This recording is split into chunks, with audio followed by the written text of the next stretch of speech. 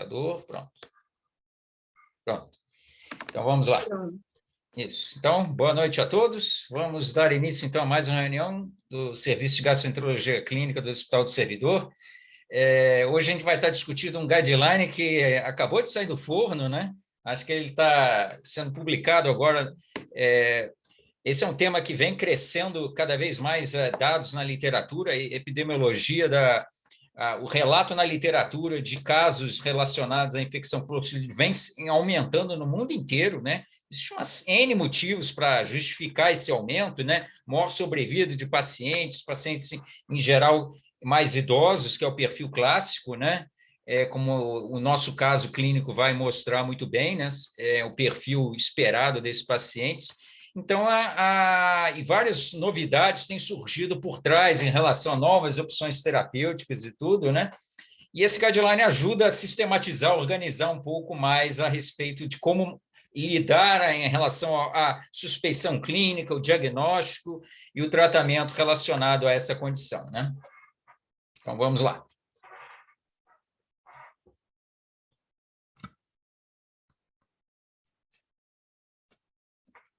Muito bem, então, passando a palavra, então, vamos lá. Vamos lá, doutor, tudo bem? Você está me escutando? Sim, sim. O PowerPoint está mostrando para vocês, né? A tela Sim. cheia? Não, ela está aparecendo, acho que ela está aparecendo na telinha menor, isso, agora sim, perfeito. Isso, agora foi, né? Então, boa noite a todos, peço desculpas aí por esse imprevisto, a gente está se adaptando, né, a esse tipo de reunião. Meu nome é Heloísa, sou residente de gastro do IANSP, e junto aí com o Dr. Raul, a gente vai apresentar a reunião clínica dessa semana de colite por Clostridioides difficile, né?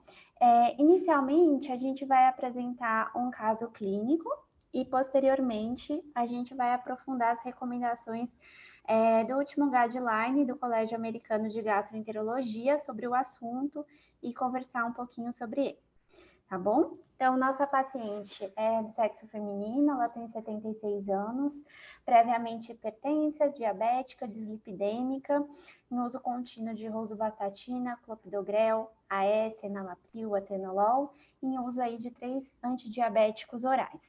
De história familiar relevante, ela tinha irmãos com câncer de cólon e uma irmã com câncer de mama na família. Ela procurou o nosso PS no dia 6, agora de julho, de junho, com um quadro de dor abdominal leve, difusa, associada a náuseas, vômitos e diarreia. Era descrito 6 a 7 episódios de diarreia por dia, com presença de muco e uma duração aproximada de uma semana. E alguns episódios de febre recorrente aferido, chegando a uma temperatura até de 38,5. Ela havia sido submetida a uma amputação do terceiro pododáctilo em pé direito no dia 21/5, por conta de uma osteomielite secundária ao pé diabético, e havia feito uso de múltiplos antibióticos nos meses anteriores à internação: cefadroxila, moxifloxacino, cefazolina, Bactrim e ciprofloxacino, o último com término 2 semanas antes da nova internação. O exame físico inicial do PS, descrito em prontuário, não chama muita atenção, apesar de não estar anotado aqui. A pressão de entrada era de 120/60, 70 batimentos cardíacos por minuto em média. Então, um paciente estável hemodinamicamente, em bom estado geral, apesar de levemente desidratada. E no exame do abdômen, descrito um abdômen hipertimpânico, porém sem sinais de peritonite, sem massas palpáveis, com DB negativo. Inicialmente, essa paciente foi conduzida pela equipe da cirurgia geral do PS, então foi solicitado aí um raio-x de tórax e um raio-x de abdômen, né, além de raio-x de pé direito e o laboratório geral. Foi realizada hidratação venosa, prescritos sintomáticos, e diante de um raio-x de tórax e de abdômen sem alterações significativas, foi complementado com uma TC de abdômen total. Aí aqui eu já faço até uma pausa antes dos próximos exames, porque assim, a aula é sobre colite, né, por Clostridium, e a gente buscou, esse caso clínico é real, né? E a gente buscou trazer esse caso porque ele, assim, não tem muito mistério, né? Mas é uma paciente com uma história importante de uso de vários antibióticos recentemente, evoluindo com um quadro diarreico importante, febril e com uma dor abdominal. A gente realmente tinha que pensar nesse diagnóstico, né? Laboratorialmente, é uma HB de 13,2, já com uma leucocitose importante de 17 mil leucócitos, com desvio à esquerda, 1% de metamielócitos, 8% de bastões e 72% de segmentados, e uma PCR de 14. Restante dos exames dentro da normalidade, sem grandes alterações de função renal e transaminases. Na tomografia de abdômen total, contrastada, mostrou sinais de hepatopatia crônica, que a princípio nós não tínhamos esse conhecimento, nem a paciente, uma vesícula com um conteúdo sugestivo de lama biliar, talvez cálculos, e um espessamento parietal difuso e inespecífico dos cólons descendentes sigmoide reto, né, com pequena quantidade de líquido livre na cavidade, aí denotando um processo inflamatório, infeccioso, aí sugerindo realmente um processo de colite, né? Já adianto aqui as toxinas A e B, que foi feita a pesquisa, né, no dia 8/6, e realmente veio positiva, aí confirmando, né, esse diagnóstico aí mais provável de infecção pelo Clostridium. Já havia sido iniciada a antibiótico terapia com ceftriaxona e metronidazol ainda no pronto-socorro, ainda quando se aguardava essas toxinas A e B, né, mas diante do resultado positivo, né, e do quadro de colite pseudomembranosa, foi realizada a transferência do caso para a equipe da gastroclínica. O que mudou de conduta quando nós assumimos o caso? Foi suspenso o ceftriaxone, nós modificamos o metronidazol para via oral, mantivemos a dose de 500 mg de 8 em 8 e iniciamos a vancomicina via oral, 125 mg de 6 em 6 horas. Vale lembrar que na nossa enfermaria, né, é válido sempre conversar com a equipe de enfermagem antes de iniciar esse esquema de vanco, acaba gerando talvez alguma confusão, às vezes a enfermagem não está tão habituada com a administração via oral e a gente acaba usando a ampola, né, no nosso serviço. Então, é bom realmente, foi necessário nesse caso, uma conversa com a equipe de enfermagem para que a paciente recebesse realmente o tratamento da forma adequada. A proposta era concluir realmente os 14 dias de vancomicina via oral e o metronidazol ficaria de 10 a 14 dias, só que a paciente evoluiu com uma intolerância gástrica importante, já tinha uma gastroparesia diabética, então apesar da otimização de sintomáticos, ela não tolerou tão bem a medicação e ela acabou sendo suspensa com 7 dias, o metronidazol, né? Laboratorialmente, né, eu trouxe aqui os principais parâmetros que nós acompanhamos, né, a PCR e o global de leucócitos, mostrando que ela teve realmente uma boa resposta durante a antibiótico terapia, durante o período de internação hospitalar, desde que foi introduzido o antibiótico, né. Então, a paciente evoluiu com melhora clínica e laboratorial. Quanto aos outros exames laboratoriais, não houveram grandes alterações durante a internação. Só para trazer aqui, foi feita também uma coprocultura que veio negativa, e aí a paciente, diante de melhora clínica, laboratorial, ela recebeu alta hospitalar após 14 dias de tratamento com a vancomicina oral. Tá? Após a alta, foi sugerido, né, foi proposto um ciclo de probióticos por 30 dias. Tá? No momento da alta, e essa paciente vai seguir realmente acompanhamento ambulatorial, até para investigar a causa da hepatopatia, né, e tudo mais. Então, esse é o caminho que a gente trouxe para ilustrar. Tá, só né? dar uma parada rapidinha. Certo. É uma questão, acho que se pudesse abrir a câmera, é sempre interessante, a gente está se acostumando a esse modelo online, isso aí normalmente ajudaria, né? É um caso bem típico, eu acho que quando a gente lembrar em relação à infecção pelo Clostridium, esse é um perfil de paciente muito usual de a gente observar, né? Um paciente em geral já com múltiplas comorbidades, em geral já passou por mais de um ciclo de antibiótico, seja na internação atual ou internações recentes anteriores. Então, na hora de a gente, sempre quando pensar num paciente com infecção pelo Clostridium, eu acho que isso é um cenário que nos chama a atenção de qualquer forma. Então, é um padrão bem clássico em si, então é importante, acho que esse caso para ilustrar essa situação, né? A questão da gastroparesia, não me parece que esse diagnóstico foi levantado, né? Realmente a paciente estava tendo muita dificuldade da aceitação via oral em si, no início do uso do metronidazol, né? E realmente a gente tentou otimizar as medicações, aí, os antieméticos, né? A gente acho que ela chegou até a fazer um ciclo curto com a mirtazapina também, que ajuda no relaxamento gástrico em si, então ela acabou tendo uma melhora e a retirada do metronidazol também se mostrou bastante efetiva para essa melhora em relação a esse quadro dessa má aceitação alimentar aí no início desse tratamento, né? Não sei se mais alguém quer fazer algum comentário desse caso. Eu queria só comentar, vocês estão me ouvindo? Sim, muito bem. Opa, saiu, está mudo. Isso, agora foi. Tá me ouvindo? Parabéns pela apresentação, né? Eu achei que foi bacana. Eu achei só que faltou um pouquinho levantar, ressaltar mais a parte clínica, depois da introdução da vancomicina. Quanto tempo a paciente melhorou? Ficou 100% melhor? Sem sintoma nenhum, ou ainda ficou com alguma coisa de alteração do hábito intestinal, algum sintoma? Curiosidade mesmo. Heloísa? Então, doutor, lembra? Eu não tô lembro. com a imagem como... o som acabou saindo como Leonardo, né? Mas eu não consegui habilitar aqui a câmera. Tá.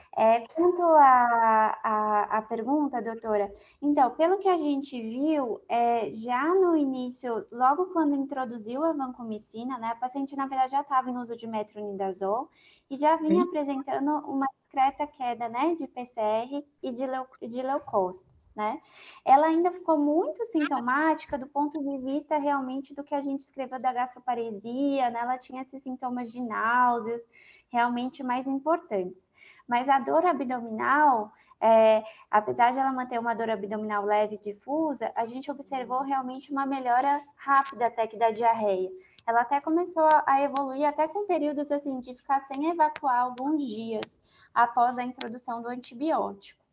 Então, eu confesso que assim, a gente introduziu a vancomicina no dia 10, né? Observou a melhora nos dias subsequentes, mas eu acredito que ela já tenha estava respondendo de alguma forma ao metronidazol também, né? Porque houve até no início uma dificuldade na administração da vanco via oral, tá? Então, eu acredito que assim, o metronidazol já vinha fazendo efeito, ela já estava apresentando uma certa melhora em relação ao uso do antibiótico. Sim. Não, legal, só para ressaltar isso, como que a clínica é importante, né? Vocês mostraram bonitinho o gráfico da PCR, gráfico dos leucócitos, mas a clínica também, a dor abdominal melhorou rápido, a diarreia melhorou rápido, então isso é uma coisa importante para a avaliação do tratamento. Bacana. Parabéns pela apresentação do caso. Perfeito. Obrigada. Então, vamos dar... Ô, Raul. Opa, pois não? Tudo bem, gente? Sim, Oi, Débora, tudo bem? Inicialmente, oi, Elô, tudo bem? Oi, doutora. Eu até questionei por qual motivo, qual era o critério clínico da associação dos dois antibióticos, né? Porque, assim, a meu ver, quando os meninos me passaram o caso, eu não achei o caso tão grave. Clinicamente, pelo histórico, a frequência evacuatória, PCR, eu inicialmente ia tentar só o metronidazol, né? Mas, assim, eu acho que foi mais por conta da parte familiar, que inicialmente acho que a acompanhante achou que ia tomar o primeiro comprimido, que já ia acabar o problema do marido. Acabou o problema da paciente. E aí, acho que a acompanhante apareceu no meio da visita, eu falei, eu acho melhor manter a medicação. Mas assim, eu acho que agora provavelmente ela deve comentar sobre as indicações de quando associar, né, o metronidazol com a vancomicina, mas o que você perguntou também, Débora, foi bem pertinente, a melhora foi nítida. E eu acho que foi mais uma intolerância ao metronidazol, né? Sim, pareceu assim, realmente. E assim, foi válido a associação, porque o metronidazol teve que sair de cena, né? E manteve com boa resposta com a vancomicina.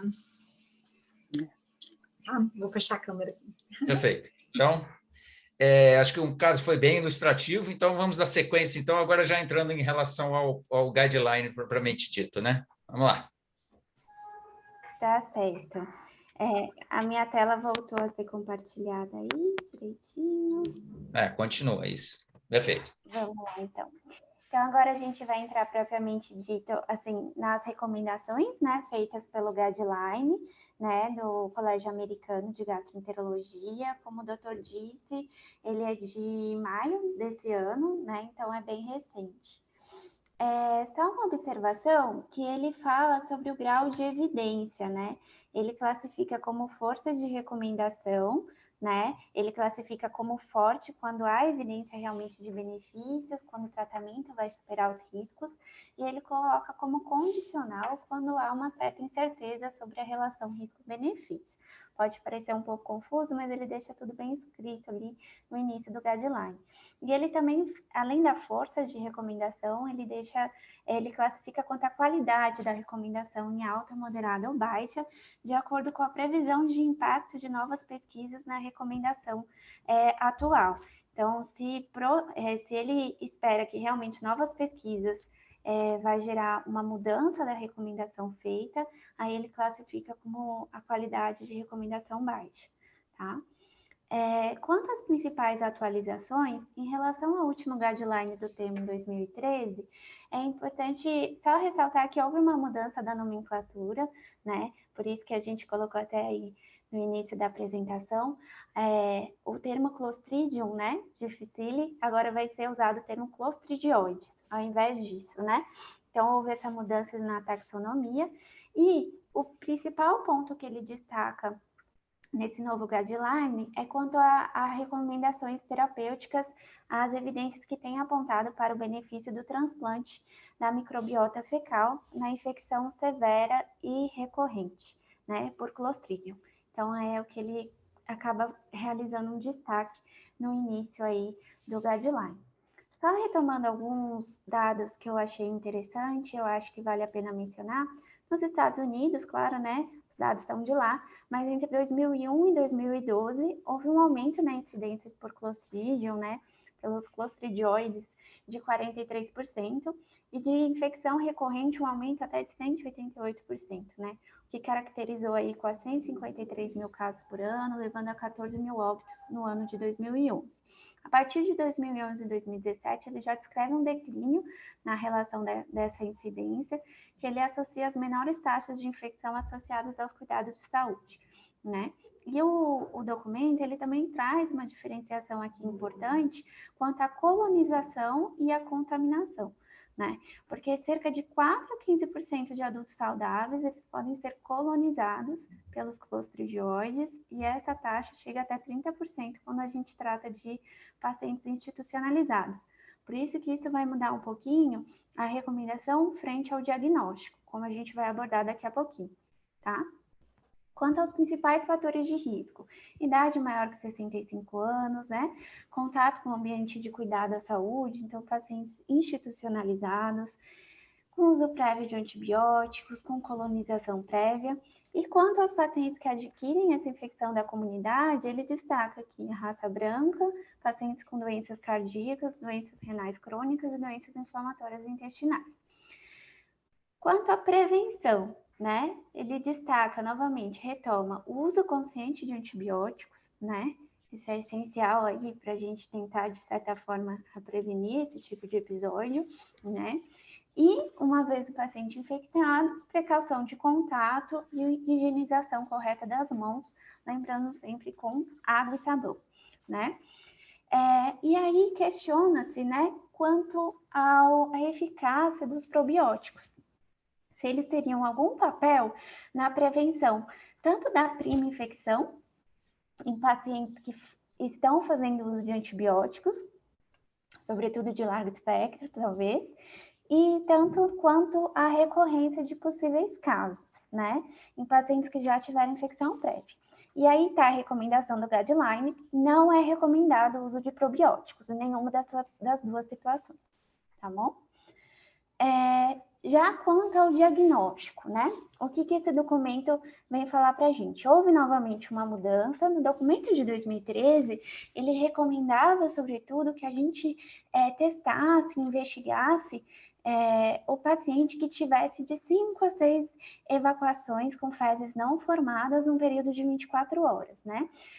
Agora já é recomendado realmente que um paciente com diarreia nova, com cerca de 3 ou mais episódios, né, em 24 horas, ele já deve ser testado, já deve ser realizado, realmente pensado nesse diagnóstico, né? Agora, quanto ao algoritmo proposto pela sociedade, ele prevê que sejam feitos 2 testes diferentes. Primeiramente, um de alta sensibilidade e, posteriormente, um de alta especificidade. Isso seria essencial para que a gente realmente identificasse os pacientes que estão com infecção ativa e não apenas os pacientes colonizados, tá? Então, aqui eu trouxe os principais testes que ele cita, né? Alguns desses testes, eles vão funcionar só em questão de ambiente de pesquisa, né? Como ele mesmo relata durante o texto. E aqui eu vou destacar a glutamato desidrogenase, aqui, que é uma enzima, né? Que é produzida tanto por cepas que vão produzir as toxinas tóxicas, né? Quanto por cepas que não vão produzir as toxinas realmente que vão causar doença, né? Então, esse exame ele é considerado como de alta sensibilidade e seria um dos exames propostos para fazer essa triagem. O outro exame seria o PCR, que ele também seria capaz, realmente, pela alta sensibilidade, de fazer essa triagem.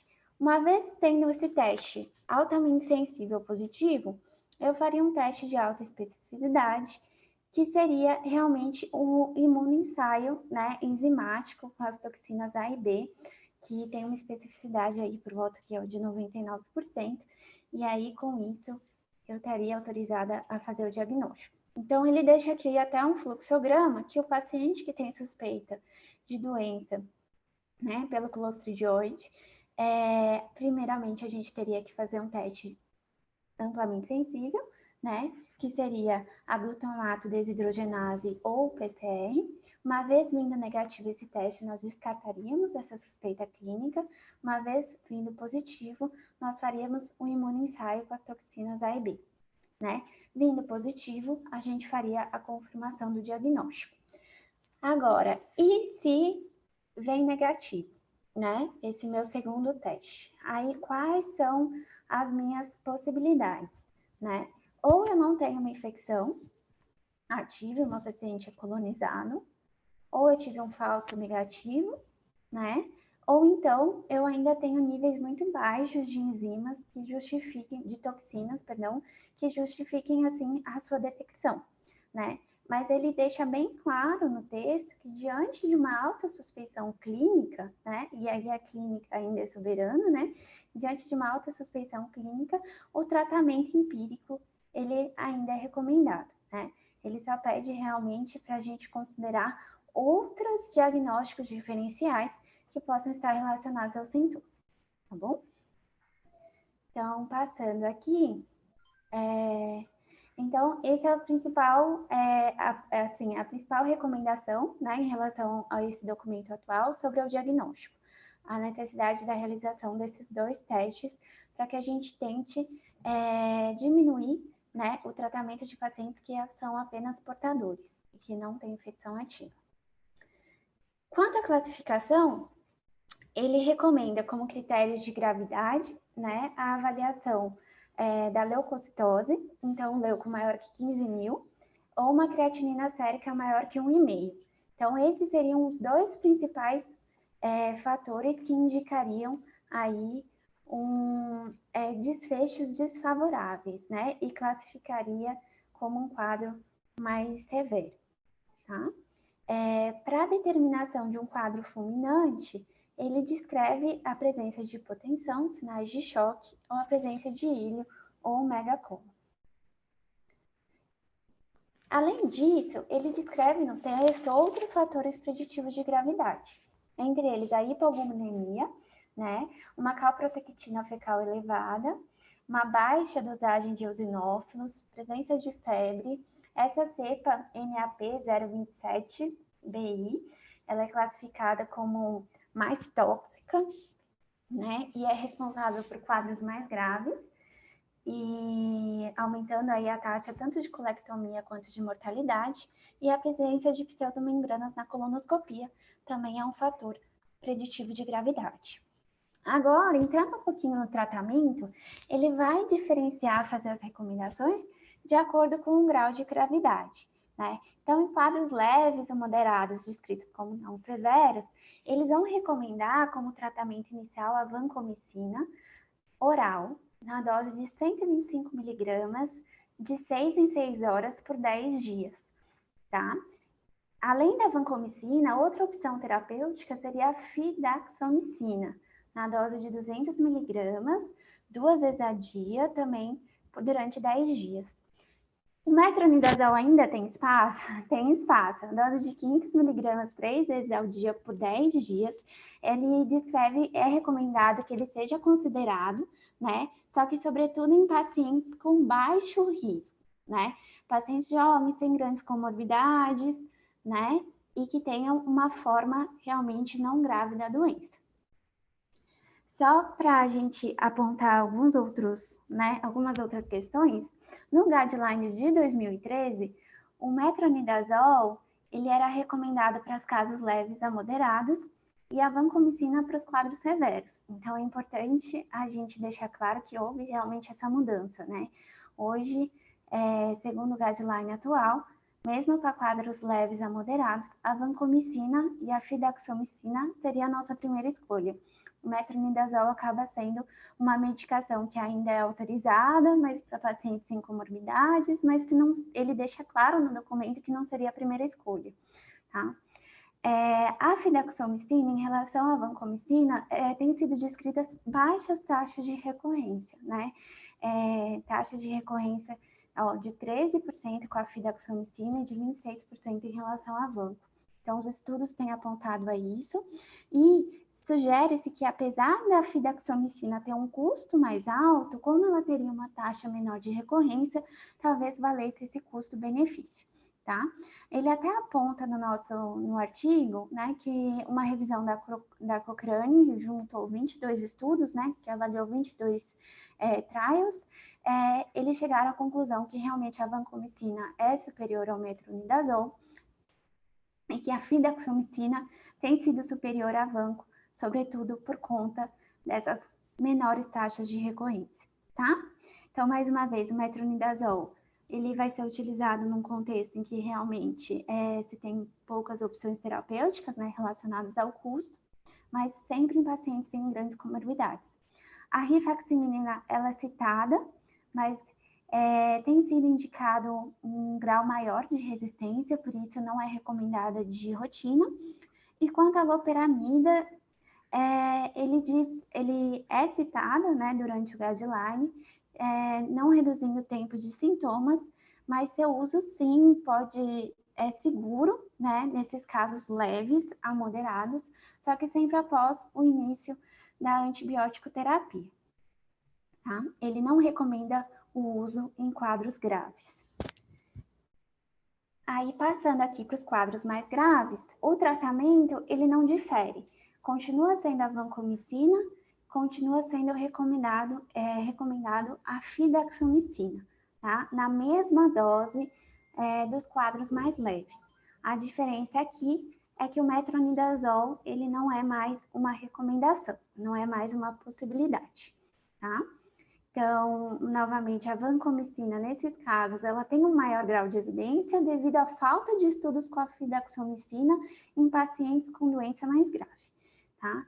Então, é mais porque não existem estudos ainda para respaldar o uso da fidaxomicina assim, de forma superior à vanco, né? Mais uma vez, o metronidazol ele se mostrou inferior à vancomicina, estando relacionado a uma maior mortalidade em até 30 dias. E ele também descreve um estudo que comparou o uso da vancomicina após uma tentativa inicial de utilizar o metronidazol, né? Então, inicialmente foi introduzido o metronidazol e, diante de uma resposta desfavorável, foi iniciado a vancomicina. E foi visto maiores taxas de insuficiência renal aguda, menores taxas de cura e maior tempo de internação. Por isso, a recomendação é a entrada da vancomicina logo do início. Quanto aos quadros fulminantes, né, que são caracterizados sobretudo por hipotensão, por um quadro de íleo, de megacólon tóxico, né? O que muda no tratamento? Ele sugere a diferença aqui é a dose da vancomicina. Então, a vancomicina ela continua sendo oral, só que ele propõe uma dose de 500 miligramas a cada 6 horas, sobretudo nos primeiros 48 a 72 horas, né? E diante de melhora clínica, nós então passaríamos para a dose de 125 miligramas de 6 em 6, como era previsto nos casos graves, né? E aqui ele recomenda a associação do metronidazol de 500 miligramas, só que EV, a cada 8 horas, né? E para os pacientes que desenvolvem um quadro de íleo, ele sugere também a realização de enema de vancomicina. Então, aí seria uma dose de 500 miligramas. No texto, ele orienta a diluição em 100 ml de solução de soro fisiológico mesmo, e seria uma realizada esse enema a cada 6 horas. Então, só reforçando alguns pontos, né? A utilização do metronidazol venoso associado à vancomicina oral nos casos de paciente com quadro fulminante apresentou redução de mortalidade apenas em um único estudo. Ou seja, as evidências ainda para o uso do metronidazol não são tão fortes, né? Mas eles continuam recomendando a associação das drogas, tá? E a mesma coisa, acho que para o enema de vancomicina, que os estudos não evidenciaram uma redução de mortalidade ou de necessidade de colectomia, de desfechos desfavoráveis, mas mesmo assim é a recomendação do Colégio Americano. E as novidades, né? Aí vem o transplante de microbiota fecal nos casos fulminantes, né? De infecção aí pelo Clostridium difficile. Então, eles sugerem que seja uma opção de tratamento, sobretudo em pacientes com esses quadros fulminantes, refratários à terapia com antibiótico, né? E que tenha alguma contraindicação ao tratamento cirúrgico. O tratamento cirúrgico, ele ainda é considerado o padrão, né? Pacientes que desenvolvem as formas fulminantes, as formas graves, sobretudo que evoluem com isquemia, com megacólon tóxico e perfuração, eles são, a terapia cirúrgica ainda é o padrão ouro, né? E por terapia cirúrgica, a gente está falando de colectomia total, mas ele também cita uma outra técnica cirúrgica que é feita como se fosse, pelo que eu entendi, né, uma espécie de ileostomia, o doutor pode até me corrigir depois, e é feita uma irrigação, né, com uma solução do cólon que é durante alguns dias para avaliar realmente a resposta.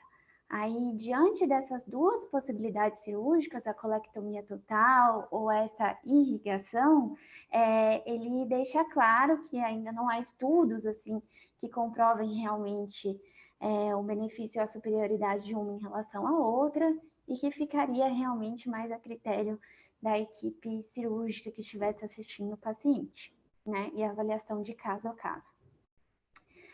Mas para os pacientes que não teriam essa indicação, o transplante de microbiota fecal tem sido uma possibilidade e os estudos têm corroborado segurança e eficácia, tá? Quando identificada a pseudomembrana, tem sido necessária repetir esse transplante de microbiota a cada 3 a 5 dias até a resolução, e ele não substitui a terapia medicamentosa. É feita junto, né? As duas terapias. E para os casos que têm recorrência, né? O que o Colégio Americano recomenda? Ele descreve de forma bem sucinta como se fosse esse pulso de vancomicina, né? Para pacientes que tivessem uma primeira recorrência, mas também sem grandes evidências em relação a isso. E ele deixa mais claro no texto a recomendação da fidaxomicina, né, para os pacientes que tiveram uma primeira recorrência após o tratamento com vancomicina ou metronidazol. Então, e por que recorrência, né? A gente está falando do retorno da diarreia e de um teste novamente positivo em até 8 semanas do primeiro tratamento. Normalmente essa recorrência vai acontecer entre 8 a 12 semanas. E a fidaxomicina, ela tem sido superior à vancomicina para prevenir os episódios de recorrência em 28 dias, né? Então, aí as taxas de recorrência com os 2 antibióticos. E lembrar que ele não recomenda esquemas múltiplos de metronidazol, né? Por conta de uma possível toxicidade neurológica. Então, ele novamente não é recomendado. E é isso. Aí aqui a gente tem de forma bem sucinta as principais recomendações, né, que a gente foi passando ao longo desses slides.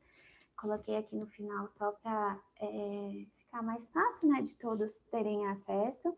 Mas então, de forma geral, que os probióticos não estão recomendados. Quanto ao diagnóstico, né, é recomendado agora 2 testes, um de maior sensibilidade, seguido de um teste de maior especificidade.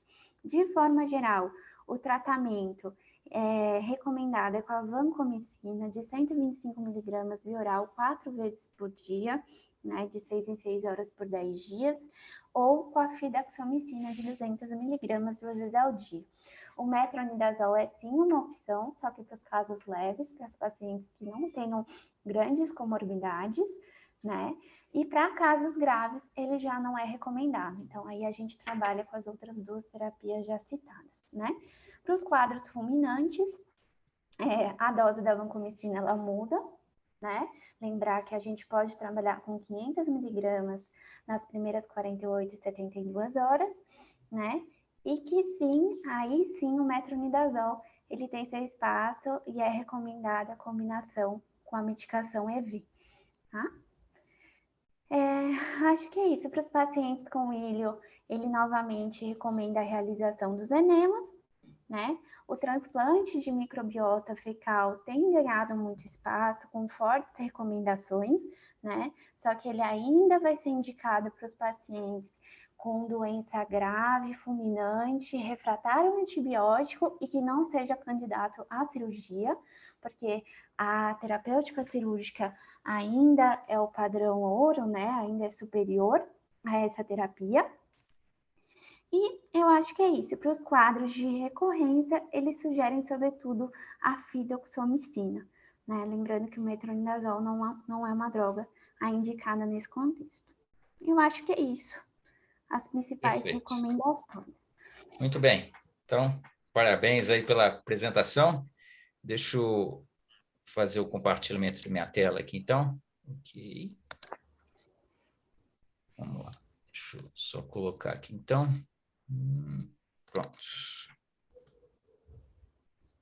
Muito bem. Deixa eu voltar lá no início. Opa. Então, em relação a esse guideline, né? Acho que ele ele conseguiu estruturar de maneira bem interessante essas recomendações. De qualquer forma, é claro que a metodologia tem lá suas críticas, né? Sempre que a gente for olhar um guideline, é importante a gente olhar a metodologia, né? Ele colocou que a adoção do GRADE foi um pouco limitada em si, grande parte dos trabalhos em si, ele chamou a atenção de que foi uma dificuldade em relação à implementação do GRADE, né? Então ele avaliou o risco de vieses dos trabalhos, imprecisões, então ele usou um outro método de qualquer forma, né? existem alguns trabalhos RCTs randomizados, outros são trabalhos mais observacionais, então isso pesa também nessa divisão, então é importante essa parte, né? Quanto à questão do risco, né?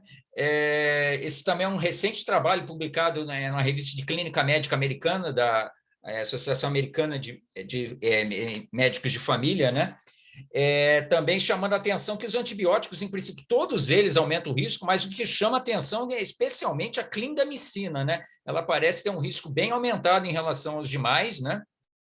Mas a cefalosporina, carbapenem, fluoquinolonas, penicilinas, macrolídeos, todos eles, em maior ou menor grau, também estão associados de qualquer forma, né? Tá? Então, talvez o perfil do antibiótico empregado em si também pode impactar, e como foi o caso também mostrado, né? Muitos pacientes a gente passa por mais de um ciclo de antibiótico também, de qualquer forma, né?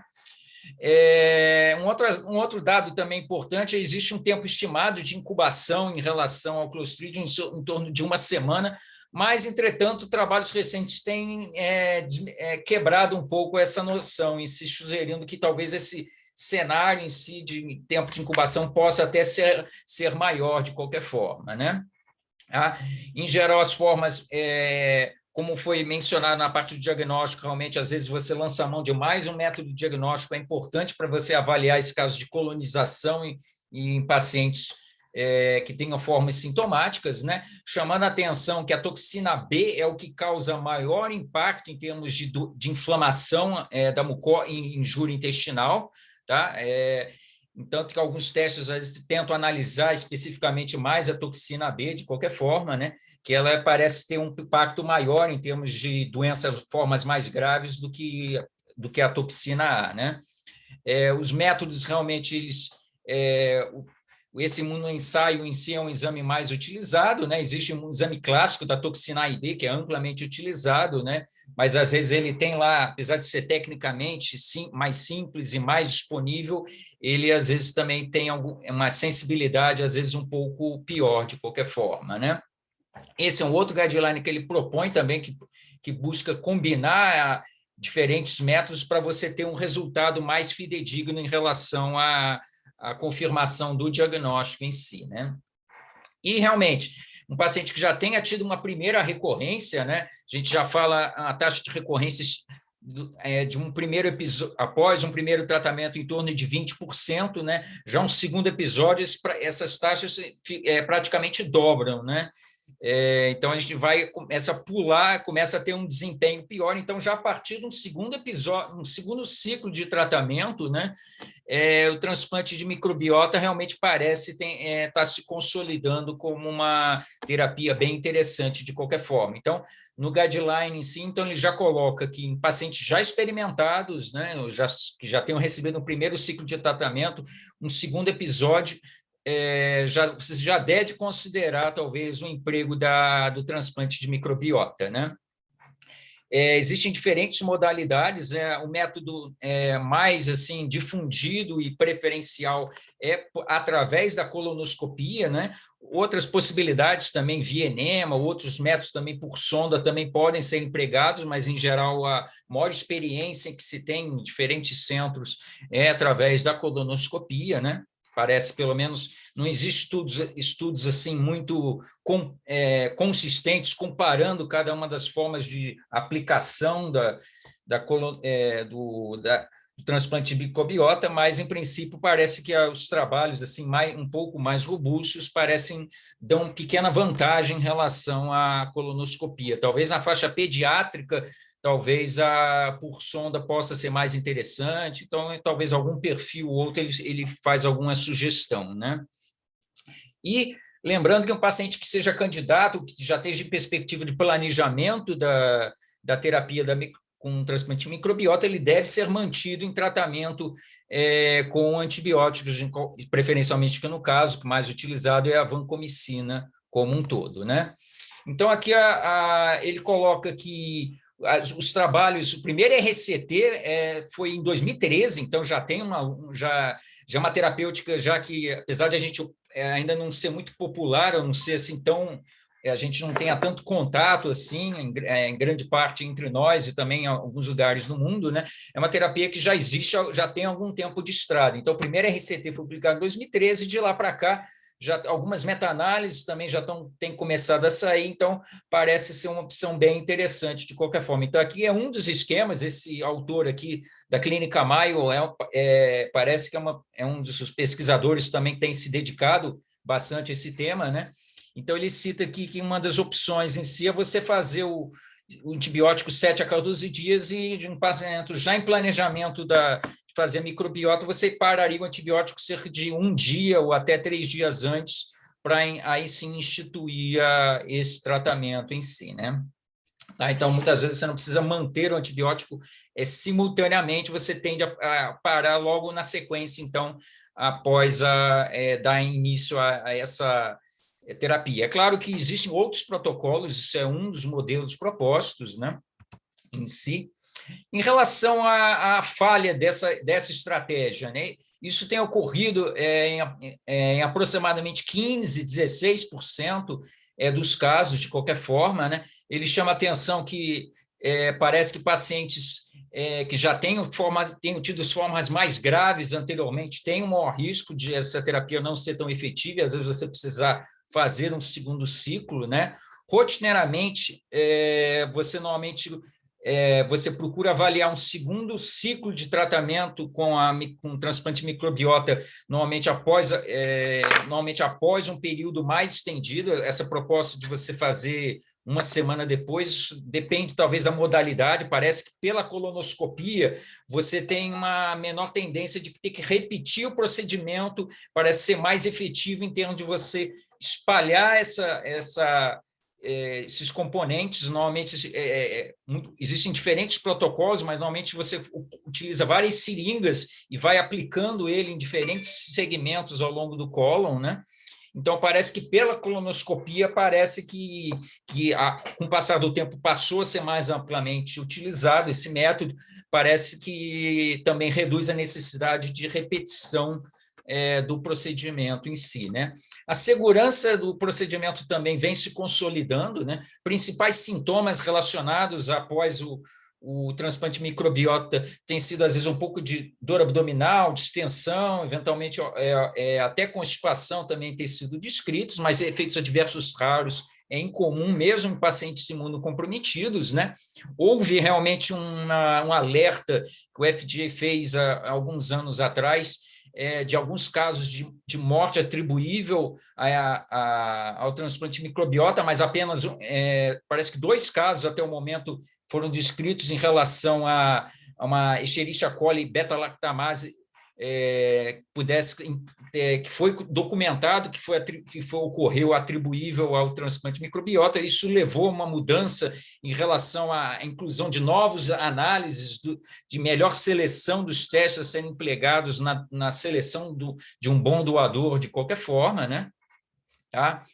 E realmente o emprego por via sonda por via nasoenteral em si, realmente aqui também alguns trabalhos também têm sugerido que também aí nesse guideline ele também coloca que para formas severas ou fulminantes também devem ser evitadas de qualquer forma pela presença do ilho, né? Então tem maior risco de broncoaspiração, o paciente tem um trânsito muito lento, então pacientes muito graves tem que também ter cuidado em relação ao emprego dessa modalidade, né?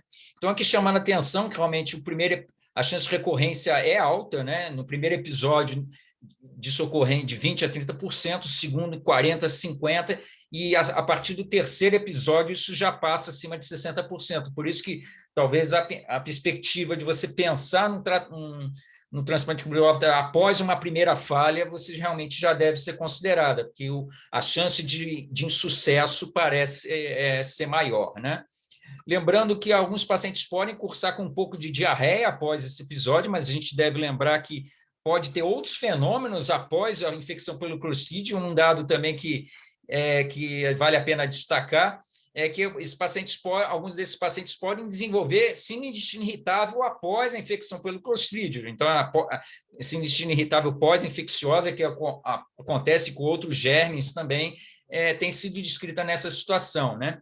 E esse autor da Clínica Maio, ele também publicou um artigo também em uma outra revista recente, a respeito do futuro por trás do transplante de microbiota. Isso ainda não existe uma padronização no mundo, né, em relação a fórmulas, mas já existem. Eu confesso que me surpreendi um pouco com esse trabalho, a gente não é muito familiarizado em relação a essa modalidade, mas já existem trabalhos, especialmente de fase 1 e 2 ainda, já com modelos já mais, digamos assim, industriais, digamos assim, ou já formulações que possam talvez ser usadas em vários lugares do mundo de forma padronizada, né? São empresas em si, não são indústrias, nenhum deles é pelas indústrias farmacêuticas, são empresas em si que trabalham também com a parte de estudo de microbiota para outras finalidades, então elas têm investido nisso, né?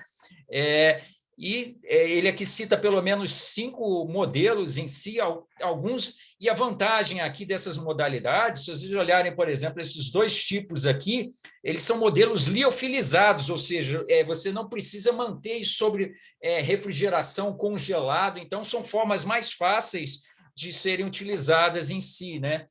Não requer preparo intestinal antes, por exemplo, né? Então, talvez isso efetivamente, se consolidar, talvez seja fácil, facilite o armazenamento disso de qualquer forma, né? Em si, igual, por exemplo, você às vezes tem que ter um freezer especial que mantém aquilo na temperatura adequada, então, essas novas formulações, de qualquer forma, podem vir a facilitar também essa parte, né? Esse outro modelo de cápsula, esse SR109, ele é mantido em álcool, né, que também diminui a probabilidade de contaminações também do material enquanto não vier a ser utilizado, de qualquer forma. E essa forma de enema aqui já está prestes a ser publicado também um ensaio em fase 3, né, randomizado duplo cego, com 267 pacientes, né, esse RBX 2660, né? Então, ele é um trabalho que já foi concluído, né? A inclusão de pacientes, em breve a gente deve ter esses resultados. Então, o futuro talvez nos reserve fórmulas assim, mais simples, de que isso ajude que todo o processo de seleção do doador e tudo, a criação do banco de microbiota ainda vem sendo discutido em vários lugares do mundo. A gente já tem alguns centros aqui em São Paulo, alguns hospitais Einstein, aqui no Brasil, a UFMG foi pioneira na criação do primeiro banco de microbiotas em si, tá? Então, à medida que talvez essas novas formulações se tornarem realidade, que já os estudos já estão caminhando, né? Isso ajude talvez a gente até ter mais acesso, difundir isso de maneira mais ampla, né? Então, esse autor conclui que o transplante de microbiota ele está se tornando uma estratégia bem interessante no manejo desses pacientes com crise, especialmente nesses casos de recorrência, onde a rifaximina, no primeiro momento, parecia ser uma medicação interessante, mas ela acabou não se firmando como uma opção interessante, né? E já existem ensaios, grande parte deles em fase 1 e 2, com essas novas formulações em si, que podem ampliar, talvez, num horizonte talvez até não tão distante, o emprego dessa medicação, de qualquer forma, né? E na parte final, então, do guideline, ele começa a colocar algumas outras questões em si, né? Em pacientes que tenham cursos repetitivos, de qualquer forma, o uso prolongado da vancomicina para prevenir novas recorrências pode ser considerado, né? Mas isso talvez a questão da maior acesso e facilidade hoje, e segurança, já que está sendo se consolidando da transplante de microbiota, talvez mude esse cenário de qualquer forma, né? No caso, o emprego do bevacizumab é uma droga em si que tem sido proposta, né? É uma medicação de alto custo, né? Envolvido nela, mas os trabalhos ainda são de qualidade ainda limitada em si, como um todo, né? Existem alguns riscos em relação e contraindicações do uso desse biológico, né? Em pacientes com doença congestiva, existem alguns casos de morte cardiovascular atribuível, né, à medicação, então, eles não devem ser recomendados em pacientes com doença cardiovascular, né, insuficiência cardíaca, especialmente, né? Então, é uma droga que ainda de acesso ainda um pouco limitado, né? Os trabalhos vem crescendo em si nessa parte, mas acho que talvez o transplante de microbiota, em parte, deve ocupar esse espaço, né? Em relação aos IBPs, é interessante que essa recomendação ele sugere que a descontinuação do IBP deve ser feita de maneira individualizada, apesar de vários trabalhos, isso já há vários anos, começarem a levantar a possibilidade do IBP ser um fator de risco importante para recorrência de qualquer forma. Os trabalhos têm bastante viés a respeito disso, e ele coloca que em pacientes que têm uma indicação do uso da medicação, por exemplo, tem uma esofagite de Los Angeles D e tudo, você deva manter a medicação de qualquer forma, né? Você deve priorizar, claro que dentro do possível, você deve desconsiderar em si, mas você tem que pesar o risco também, né, se há algum benefício de manter de qualquer forma em si, né? Então, apesar isso impactar na microbiota, a evidência em si mais recente tem saído novas meta-análises a respeito também de outros fatores de risco relacionados aos IBPs que têm sido revistos mais recentemente, né? Em relação a algumas situações especiais, de qualquer forma, né? Em pacientes com doença inflamatória intestinal, né? Em pacientes que têm uma agudização em si, que cursa com diarreia, você deve investigar a presença do Clostridium. Então, além da questão da recorrência da doença de base, a presença do Clostridium deve ser sempre avaliada, né? O uso da vancomicina, 125 miligramas, 4 vezes ao dia, por no mínimo 14 dias, é indicado de qualquer forma. Os trabalhos têm uma qualidade ruim nesse sentido, né? Mas a evidência parece ser mais sólida, né? E a questão da imunossupressão, né? Você inicialmente deve avaliar o perfil, né? Se o paciente como é que o paciente vinha evoluído antes dessa piora aguda recente. O paciente estava em remissão da doença anteriormente, e você deve considerar o escalonamento da terapia imunossupressora de qualquer forma, né? Então, isso aí acaba tendo que ser individualizado de qualquer forma, né? E já existem alguns trabalhos também mostrando que o transplante microbiota também se mostra seguro também nesse perfil de pacientes, especialmente que estejam uma doença de base controlada. É claro que a qualidade, a evidência, qualidade dessa evidência ainda não é das melhores de qualquer forma, né? Em outros cenários em si, que a gente não vê com tanta frequência, né, em outras populações especiais, em gestantes, a vancomicina oral parece ser a medicação mais preconizada de qualquer forma, né? E também ela pode ser mantida na fase de amamentação de qualquer forma, tá? Em pacientes imunocomprometidos, né, é uma situação que também os pacientes têm uma pior resposta. Eles sugerem realmente que a vancomicina, a findamoxina, seja a primeira linha de qualquer forma em pacientes imunodeprimidos, né? A findamoxina a gente não tem no nosso meio, a medicação também tem um custo maior de qualquer forma, né? Tá? Então, realmente, nesse cenário, e aqui ele faz o resumo final, né? Algumas últimas considerações, né? A iniciativa Choosing Wisely, que visa chamar a atenção de alguns cuidados. Então, o uso exagerado de antibióticos em si, em pacientes, então, que já houve algumas recomendações também de algumas sociedades a respeito de minimizar o risco de recorrência ou de ocorrência da infecção pelo Clostridium, não abusar do uso de antibióticos de qualquer forma. E você também não deve pesquisar Clostridium em pacientes que não cursem com quadro diarreico de qualquer forma, né?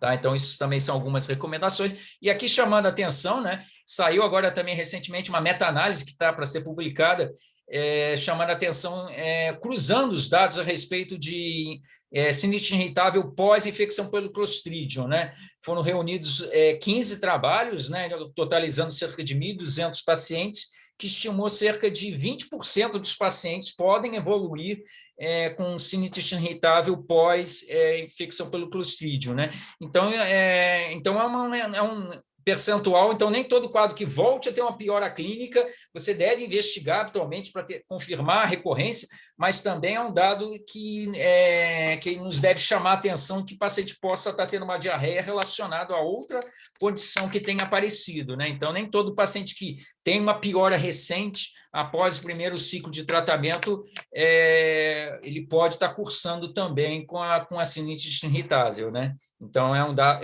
é um outro dado também que vale a pena nós ficarmos atentos, né? E, por último, uma questão que eu achei interessante de colocar, né? A gente habitualmente tem por rotina fazer a vancocinemia, avaliar a dosagem de vanco em pacientes que estejam fazendo a apresentação EV, né? Mas no contexto se você utilizando aqui no contexto da Clostridium, vale a pena você monitorar, você deve considerar de qualquer forma. Esse trabalho ele procurou responder essa pergunta, né?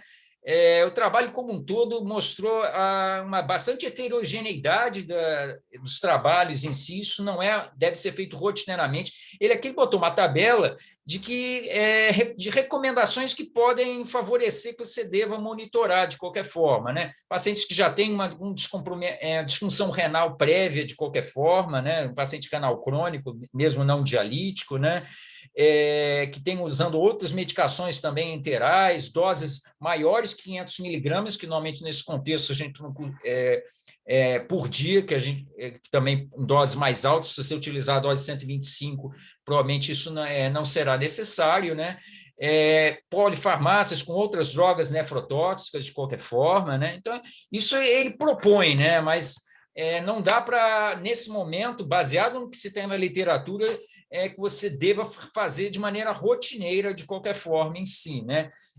Então, aparentemente, isso ainda não deve ser feito rotineiramente. Ele sugere que o monitoramento para pacientes que já estejam fazendo vários ciclos em si, ou que já tem essas condições listadas anteriormente, como insuficiência renal crônica, em doses altas, você pode considerar de qualquer forma, né? Mas ainda não existe uma recomendação, uma evidência forte nesse sentido de fazer isso de maneira rotineira, de qualquer forma, né?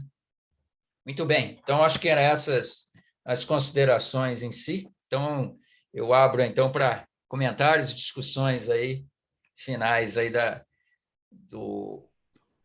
infecção pelo Clostridium.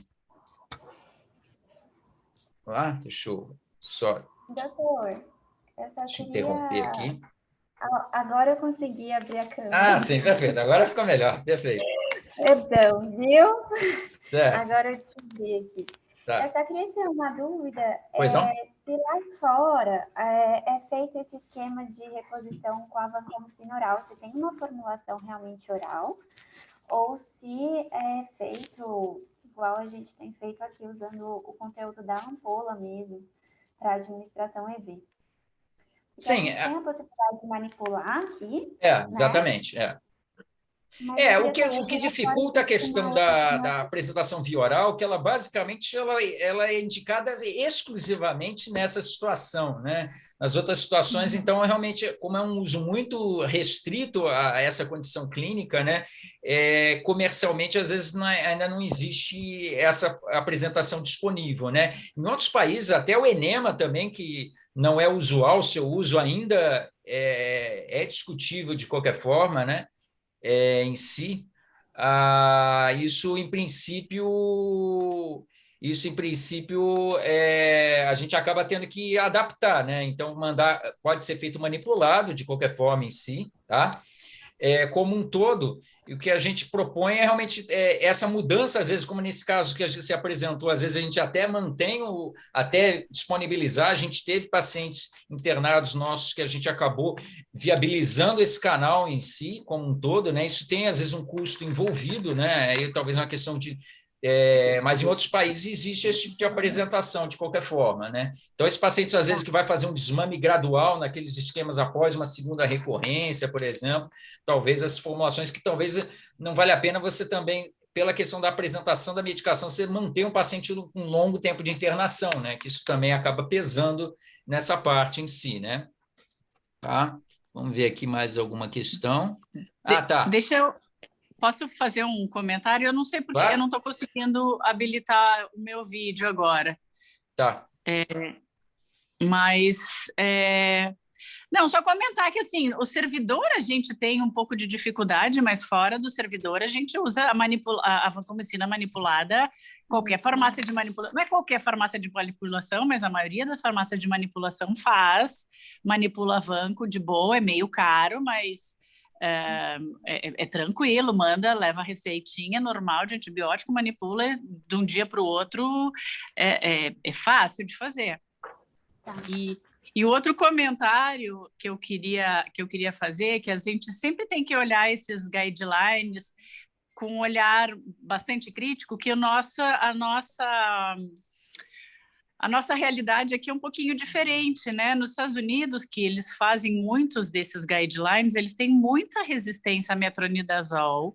Então, eu achei até bacana que nesse eles colocaram que o metronidazol é uma opção, mas se for conversar com o americano, eles não consideram muito o metronidazol como opção terapêutica, e agora eles estão levantando isso como uma opção. E a gente, no Brasil, não tem tanta essa resistência ao metronidazol, como a Lu comentou, para essa paciente talvez o metronidazol fosse ser o suficiente, apesar de ser paciente internada, de mais idade, etc. Mas a tua impressão foi que o metronidazol estava começando a funcionar, ela teve intolerância gástrica. Então, a gente tem que ter sempre esse olhar crítico, né? Nós, brasileiros, temos uma realidade um pouco diferente desses guidelines todos que vêm para a gente com as estatísticas de outros países, que são um pouco diferentes. Aliás, é um trabalho que precisa ser feito no Brasil. As estatísticas de clostridioides, eu ainda não me acostumei com este nome novo, mas as estatísticas brasileiras de clostridioides, estudos epidemiológicos no Brasil, a gente precisa ter isso. Então, para a gente poder escolher os nossos antibióticos, o que é melhor para os nossos pacientes. Então, sejam críticos. E outra coisa dos testes, a Lúcia tinha perguntado ali no chat, fora do servidor, toxina e glutamato fica pronto no mesmo dia, praticamente, no máximo de um dia para o outro. PCR, no máximo 48 horas, a gente tem PCR de Clostridium pronto. No servidor é que as coisas demoram e tal, mas fora, e convênio paga. Às vezes o convênio não paga o PCR, mas a gente faz uma justificativazinha e os convênios em geral pagam isso aí. Cultura que normalmente é mais difícil. Não é tão rotineiro assim da gente emprego, conseguir. né? Mas até a cultura existe para ser feita aqui no Brasil e não é um problema. Você tem alguma experiência? Pelas apresentações. Você tem alguma experiência com o transplante de microbiota nessa situação? Eu tenho um paciente. Espera um pouquinho. Eu tenho um paciente, pai de médico, inclusive, idosinho, com clostrídio recorrente, usou 30 dias de vancomicina. Na segunda ou terceira vez que estava tratando, não melhorou, fez lá no Einstein com o Arnaldo Gank. 2 dias depois ele estava curado. Transplante fecal do Einstein. Eu tive mais um que eu acho que eu indiquei, mas o paciente não conseguiu, acabou... Porque é caro, né? Eles cobram... Sim, essas rotinas ainda não estão tão bem estruturadas em si, né? Mas o doutor Bonadia conseguiu para um paciente no servidor um tempo atrás, não foi? Foi, Bonadia fez para um paciente. Porque tecnicamente a questão de você ter um freezer, que o modelo de seleção do doador não é assim nada do outro mundo, né?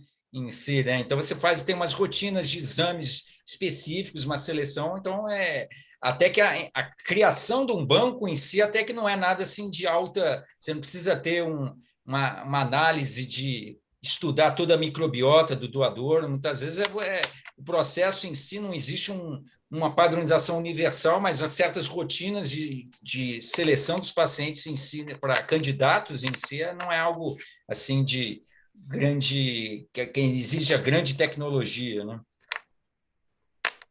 A primeira recomendação aí que ele disse que não recomenda usar probiótico, né? Quando está usando antibiótico. Eu queria saber a experiência de vocês. Quando eu vou tratar H. pylori, eu tenho associado um probiótico.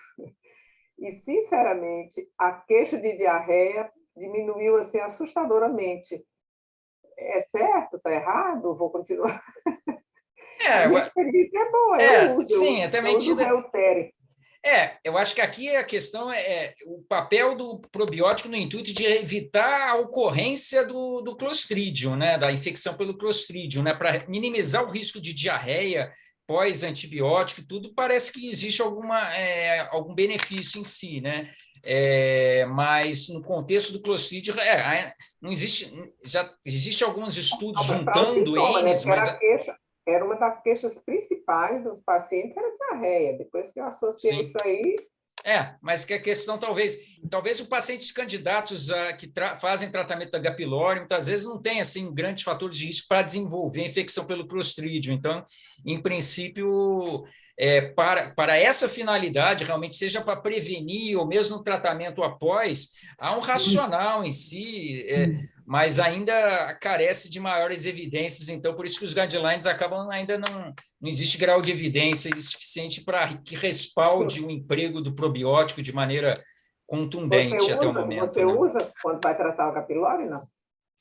Eu acabo selecionando, às vezes, isso encarece um pouco mais, de qualquer forma, eu não uso rotineiramente. Eu já ouvi colegas, tanto de Minas Gerais quanto lá do HC, e cada um tem...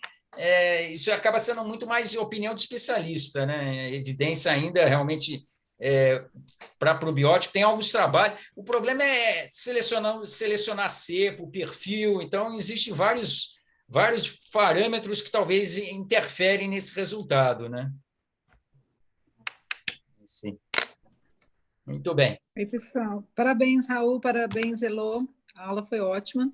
O Raul e Elô, vocês leram, porque assim, há alguns anos atrás eu tinha assim, nos pacientes que estão internados em tratamento para outro foco infeccioso, por exemplo, você está tratando uma pneumonia, e aí no meio dessa pneumonia tem o Clostridium, eu havia lido, então eu tenho seguido isso, eu não sei se ainda é recomendação. O tratamento do Clostridium, por mais que ele deve ser mantido até uma semana após o término do antibiótico para o outro problema. Vocês leram alguma coisa na atualidade com relação a isso? Eu não li, doutora, mas a gente tinha comentado em ambulatório isso, né? Sim. No guideline, realmente, ele não faz nenhuma menção a respeito dessa situação especificamente, né? Porque, assim, normalmente, nos pacientes internados, o que a gente vê é isso, né? O paciente está tratando por outro motivo, desenvolve o Clostridium, aí a orientação, eu acho que foi, não sei se foi de 2015, tá, Elô?